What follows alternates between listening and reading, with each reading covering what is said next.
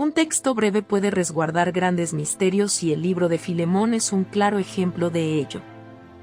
Con apenas unos versículos, este escrito del Nuevo Testamento ha cautivado a estudiosos y creyentes por igual, al presentar una historia de reconciliación, humildad y compasión que no necesita largos discursos para dejar una profunda huella. La carta, atribuida al apóstol Pablo, se dirige a un hombre llamado Filemón, un creyente que según la tradición era de Colosas o de la región próxima, y que habría acogido a otros cristianos en su propia casa.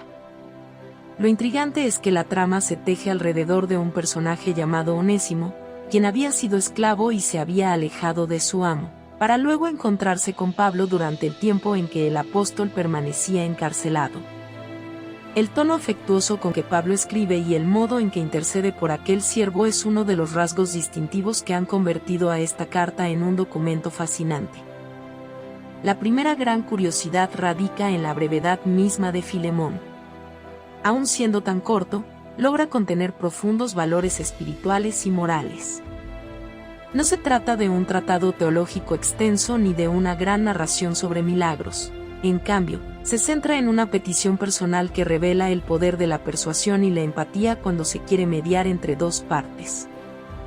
Pablo, aunque capaz de levantar su investidura apostólica para dar órdenes, prefiere apelar al amor y al entendimiento mutuo, creando así un panorama lleno de enseñanza.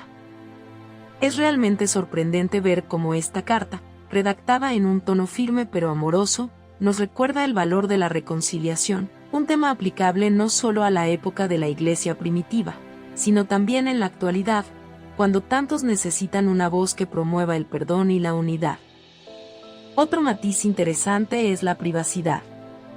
A diferencia de otras cartas paulinas, como las dirigidas a comunidades enteras, por ejemplo, a los Gálatas o a los Corintios, en Filemón se percibe una comunicación más íntima. Sí, se menciona a otros individuos como Apia y Arquipo, pero el destinatario principal es Filemón. Este aspecto le confiere un aire personal, casi como si se estuviera leyendo la correspondencia de un amigo muy cercano. De hecho, algunos cuestionan por qué se incluyó una carta tan específica en el canon bíblico. La respuesta suele apuntar a la enseñanza moral y al mensaje de liberación que se lee entre líneas, uniendo la experiencia particular de Filemón con la universalidad del amor cristiano. La figura de Onésimo aporta un componente dramático.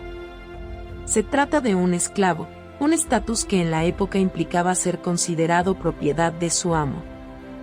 Huir se consideraba un acto sumamente grave, castigado incluso con la muerte en ciertos contextos. Sin embargo, Pablo interviene y adopta un lenguaje que subraya la nueva identidad de Onésimo como hermano en la fe, lo que rompe radicalmente la visión puramente social y legal. Esta transformación no es menor.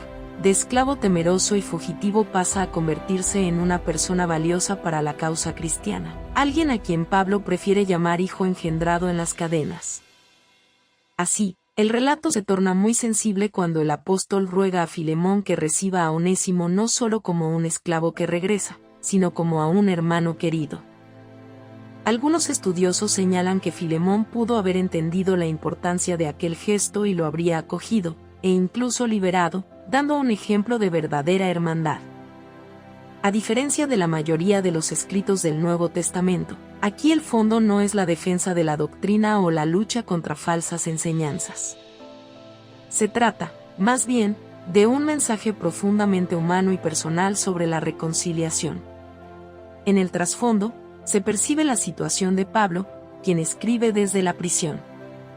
La carta se considera escrita, con bastante probabilidad, durante el cautiverio del apóstol en Roma, o en otra etapa de su arresto, tal vez en Cesarea. El contexto de reclusión añade otro matiz de urgencia y emotividad. Pablo no solo desea mediar, sino que lo hace desde una posición vulnerable, lo cual refuerza la potencia de sus palabras y el ejemplo de humildad que proyecta. No apela a su poder ni a títulos, sino que pide un favor como un amigo que aprecia a Filemón y que ve en Onésimo algo más que un esclavo. El desarrollo de la trama propone un desafío para Filemón. No solo se trata de perdonar, sino de aceptar a un hombre que, de acuerdo con las costumbres sociales, le habría causado perjuicios.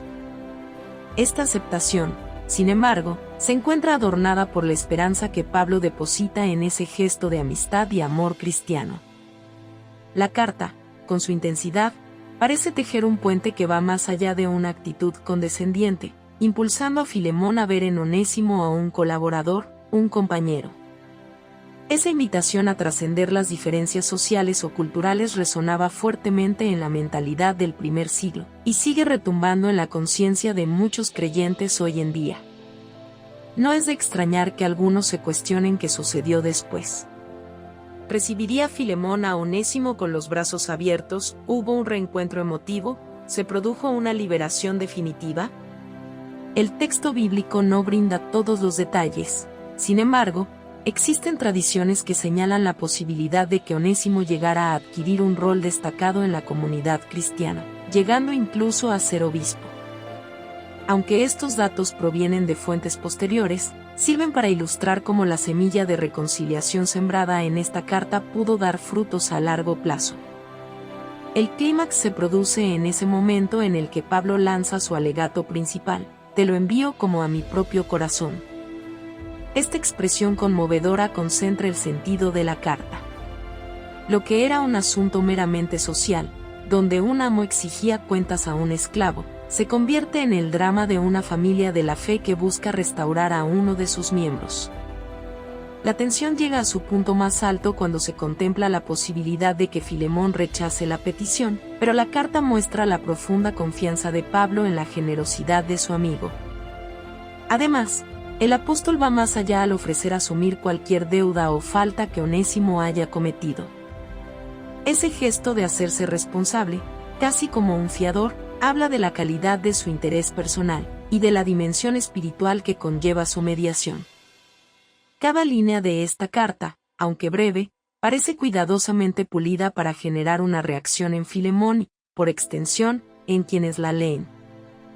Muestra que el Evangelio tiene una gran fuerza transformadora incluso en las relaciones interpersonales más tensas. También deja entrever principios de reconciliación que inspiran a muchos: la importancia de tratar a otros con dignidad, la capacidad de perdonar actos pasados y la fuerza de la fraternidad para superar los muros que los prejuicios y las costumbres puedan levantar. El libro de Filemón, por lo tanto, no es un documento menor dentro del Nuevo Testamento. Aporta una perspectiva distinta y valiosa sobre cómo resolver conflictos, recordando que la fe no se vive aislada, sino en comunidad. De aquel encuentro entre Pablo, Filemón y Onésimo, se desprenden reflexiones sobre la libertad, el amor y la confianza mutua. Como un eco a través de los siglos, sigue retando a cada lector a reconsiderar la forma en que se maneja la reconciliación cuando alguien hierve en resentimiento o se ve atrapado en la inercia de la venganza. Para cerrar, es oportuno conectar este mensaje con la vida cotidiana. Todavía hoy existen situaciones que parecen imposibles de remediar, heridas profundas que separan a las personas. La carta a Filemón recuerda que, a veces, con la intervención adecuada y un sincero cambio de perspectiva, es factible restaurar la armonía donde parecía perdida. No se trata de olvidar sin más, sino de entender que el perdón puede aligerar el peso que cargamos. En estas líneas, el Nuevo Testamento ofrece un testimonio de cómo un conflicto aparentemente irreconciliable puede convertirse en una oportunidad para el crecimiento espiritual y la consolidación de la comunidad. Y tal vez ahí yace la gran lección: cuando se eleva un ruego sincero por la reconciliación, el amor demostrado puede transformar vidas y forjar lazos más sólidos de lo que jamás hubiéramos imaginado. Si te gustó el video, por favor dale me gusta y suscríbete al canal. Esto nos ayuda a seguir contando historias. Gracias.